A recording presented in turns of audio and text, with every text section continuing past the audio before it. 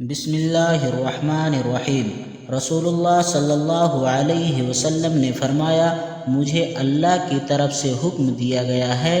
کہ لوگوں سے جنگ کرو اس وقت تک کہ وہ اس بات کا اقرار نہ کر لیں کہ اللہ کے سوا کوئی معبود نہیں ہے،